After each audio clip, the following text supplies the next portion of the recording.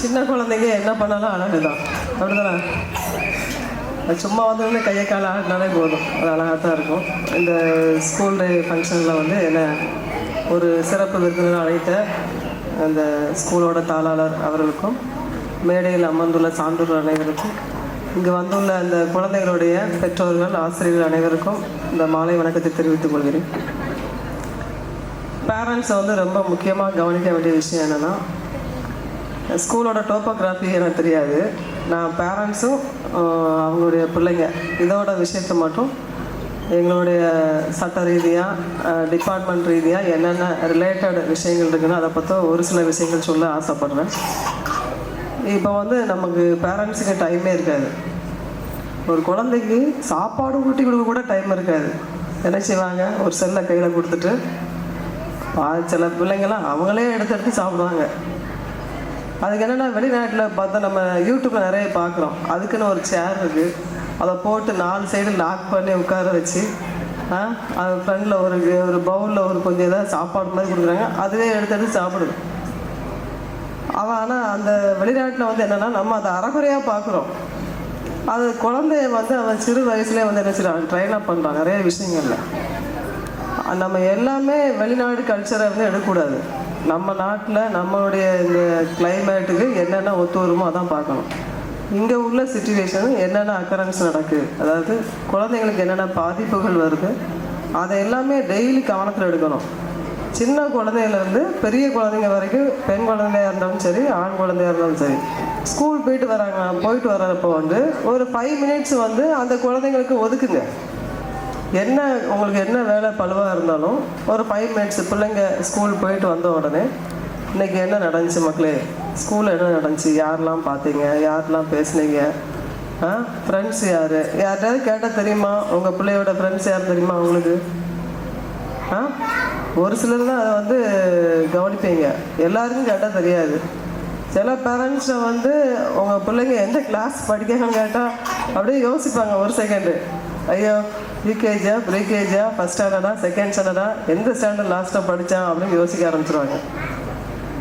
புரியுதா? அதாவது மிஷின் மாதிரி ஆகக்கூடாது. குழந்தைங்கள்ட்ட பேசணும், இன்ட்ராகேட் பண்ணணும். என்ன வேணும், அதுக்கு என்ன பிடிக்கும், என்ன பிடிக்காது.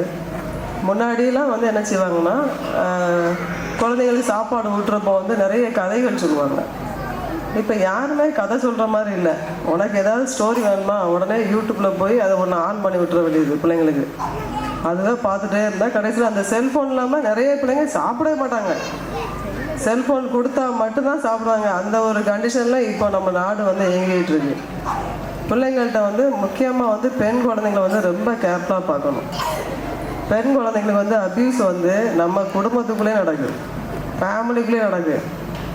பேரண்ட்ஸில் ஆரம்பித்து ரிலேஷன் வரைக்கும், பக்கத்து வீடு, ஸ்கூலு, எல்லா இடத்துலையும் நிறைய கேசஸ் வந்து ரிப்போர்ட் ஆகிட்டுருக்கு. இது எல்லாமே நீங்கள் வந்து செய்தியாக பார்க்குறீங்க. அப்போ நீங்கள் என்ன செய்யணும், அலர்ட் ஆகிடணும். உங்கள் பிள்ளைங்கள்ட்ட டெய்லி 5 நிமிஷம் பேசணும். அவங்க என்ன பண்ணாங்க, யாரெல்லாம் பார்த்தாங்க. நீங்கள் ஒரு நாள் ஒரு வாரம் கேட்க ஆரம்பிச்சிங்கன்னா அடுத்து ஆட்டோமேட்டிக்காக பிள்ளைங்களே வந்து உங்கள்கிட்ட சொல்ல ஆரம்பிச்சிருவாங்க. ஏதாவது பேச வந்தால், உங்களுக்கு ஏதாவது முக்கியமான வேலை இருந்தால் கூட அவங்கள்ட்ட கவனம் செலுத்துங்க. நம்ம பிள்ளைங்களை நல்லா கவனம் செலுத்தி வளர்க்க ஆரம்பிச்சிட்டோம் அப்படின்னா வேறு எங்கே கவனமும் போகாது. பிள்ளைங்களை நீங்கள் சிநேகிக்கணும். பிள்ளைங்களுக்காக தான் எல்லாருமே கஷ்டப்பட்டு உழைக்கிறீங்க. இன்றைக்கி அண்டி ஆஃபீஸுக்கு போகிற லேடிஸ்லேருந்து ஆஃபீஸுக்கு போகிற லேடிஸ் வரைக்கும் எல்லோரும் யாருக்காக சம்பாத்தியம் பண்ணுறீங்க? உங்களுடைய குழந்தைகளுக்காக தான் நீங்கள் ஒவ்வொரு விஷயமும் உருவாக்கிட்டு வரீங்க. அந்த பிள்ளைங்க வந்து நல்ல ஃப்யூச்சர் இருக்கணும் அப்படின்னா ஃபஸ்ட்டு அவங்களுக்கு முக்கியமாக தேவை வந்து கேரிங் தான். அந்த கேரிங் வந்து கண்டிப்பாக கொடுக்கணும். இந்த சின்ன வயசில் நீங்கள் எப்படி கேரிங் பண்ணுறீங்களோ அது வந்து ஒரு பருவ வயசு அடைகிறப்ப வந்து என்ன ஆகுன்னா உங்களுடைய கட்டுப்பாடை மாரி எங்கேயும் போகாது. சின்ன வயசுலேயே வந்து அப்பா ஆஃபீஸுக்கு போவாங்க, அம்மாவும் ஆஃபீஸுக்கு போவாங்க. சரியான முறையில் கேரிங் இல்லாதப்ப என்னாகும், ஃப்ரெண்ட்ஸு கூட பழக ஆரம்பிக்கும். ஆம்பளை பிள்ளைங்கன்னா வேறு தப்பான ஒரு பழக்க வழக்கங்கள் பழக ஆரம்பிக்கும். அதே வந்து கேர்ள் சைல்டுனால் என்ன ஆகும், அந்த ஃப்ரெண்ட்ஸ் கூட பழக ஆரம்பிப்பாங்க. அப்புறம் ஒரு செல்ஃபோனு தெரியாமல், அந்த வீட்டில் பேரண்ட்ஸுக்கே தெரியாமல் இப்போ உள்ள பிள்ளைங்கள்லாம் செல்ஃபோனை வாங்கி வச்சு அதை புக்கில் உள்ளே வந்து ஒரு ஹோல் மாதிரி போட்டு அதில் வச்சு பேச ஆரம்பிக்கிறாங்க. இப்போ ரொம்ப டெக்னிக்காக மாற ஆரம்பிச்சிட்டாங்க. அதனால் வந்து நீங்கள் உங்களுடைய பிள்ளைங்க மேலே வந்து அதிகமான கேரிங் எடுக்கணும். இது வந்து ரொம்ப முக்கியமானது. டெய்லி வந்து ஒரு அப்பாவும் சரி அம்மாவும் சரி, அதான் அப்பா நான் வேலைக்கு போகிறேன், நீ சும்மா தானே வீட்டில் இருக்க, அந்த தான் கிடையாது. 2 பேருக்கு ரெஸ்பான்ஸ் இருக்குது. ஈக்குவல் ரெஸ்பான்ஸு பேரண்ட்ஸுக்கு இருக்குது, அதாவது அப்பாவுக்கும் அம்மாவுக்கும் இருக்குது. இது அடிப்படை வந்து கரெக்டாக அந்த பிள்ளைங்களுக்கு வந்து போச்சு அப்படின்னா, வளர்ந்து வர்றப்போ ஒரு 18 வயசு 16 வயசு வர்றப்போ அடலேஷன் பீரியடில் வந்து தப்பான ஒரு விஷயங்கள் வந்து கண்டிப்பாக செய்ய வாய்ப்பு கம்மியாக இருக்கும்.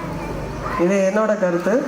இப்போ வந்து நாங்கள் இந்த போக்சோ கேஸ்னு ஒரு கேஸ் ரிப்போர்ட் ஆகுது. அதில் பார்த்தா ஒவ்வொரு பிள்ளைங்களையும் பார்த்தா சின்ன குழந்தைங்க, சரி லவ் அஃபேரில் போகிறது வேறு விஷயம், சின்ன குழந்தைங்க கூட பாதிக்கப்படுறாங்கன்னா அது ரொம்ப கடினமான விஷயம். மேக்ஸிமம் பார்த்தா நமக்கு என்னென்னா டேட்டா பார்க்குறப்போ தனிமையாக தான் இருக்காங்க. அம்மா அப்பா எல்லாரும் வேலைக்கு போயிடுறாங்க, பிள்ளைங்க வீட்டில் தனிமையாக்கப்படுறாங்க. அதில் என்னென்னா பக்கத்து வீட்டில் ஒரு தாத்தா வந்து ஒரு கேஸில் தான் ஒரு தாத்தா ஒரு பிள்ளைங்க வந்து சாக்லேட்டு வாங்கி கொடுத்து அந்த பிள்ளைய வந்து அப்யூஸ் பண்ணுறாரு, டிஸ்டர்ப் பண்ணுறாரு.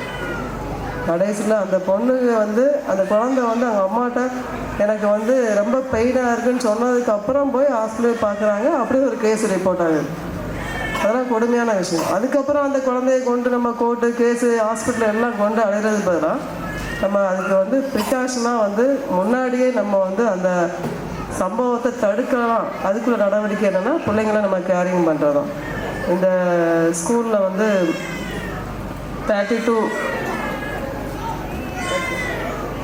32 குழந்தைங்க வந்து படிச்சுக்கிட்டு இருக்காங்க. வளர்ந்து வரக்கூடிய ஸ்கூலு, டீச்சர்ஸ் எல்லாம் நல்லா கிளாஸ் எடுப்பாங்க நினைக்கிறேன். பிள்ளைங்களாம் அழகாக ஆடுறாங்க. உங்களுடைய ஒத்துழைப்பும் வந்து இருக்கணும். என்னோட முக்கியமான கருத்தை வந்து உங்கள்கிட்ட இதை மட்டும்தான் ஷேர் பண்ணணும்னு நான் ஆசைப்பட்டேன். எனக்கு இந்த ஸ்கூல் டேயில் வந்து வாய்ப்பளித்த உங்கள் அனைவருக்கும் வந்து என்னுடைய நன்றியை தெரிவிக்கிறேன். நன்றி.